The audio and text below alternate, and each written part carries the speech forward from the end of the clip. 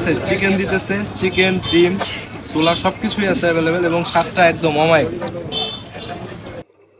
আসসালামু আলাইকুম। ফাইনালি আমরাও চলে আসলাম বন্ধুদের নিয়ে সেই বিখ্যাত ঝালমুড়ি খাইতে। এটা আমার বন্ধু রানা, আমার বন্ধু রিয়াদ।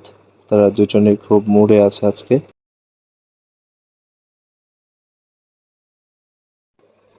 বন্ধুদের সাথে মুড়ি খাওয়া সে এক অন্যরকম অনুভূতি।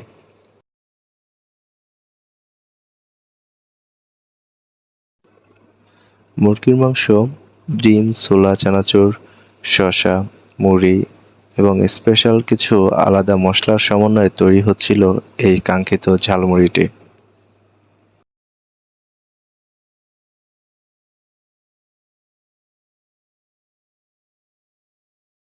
মামা এগুলো তো সবই শেষ হয়ে যাবে নাকি? পাইবেন একটু পরে চিন্তা ভাবনা করেন। ও একটু পরেই শেষ হয়ে যাবে? একটু পরে পাইবেন নিয়ে চিন্তা ভাবনা করতেছেন। মাশাআল্লাহ, তার মানে অনেক বেশি বেচা কেনা হয় এখানে।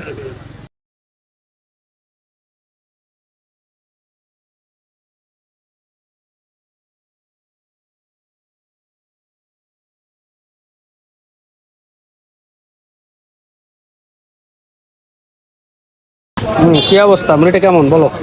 আলহামদুলিল্লাহ। আসলে যে ওনার যে মুড়ি এত সেল হয়, এটার মেন কারণটা হচ্ছে এই স্বাদের জন্য। ঠিক আছে, চিকেন দিতেছে, চিকেন, ডিম, ছোলা সবকিছুই আছে অ্যাভেলেবেল এবং স্বাদটা একদম অমায়িক।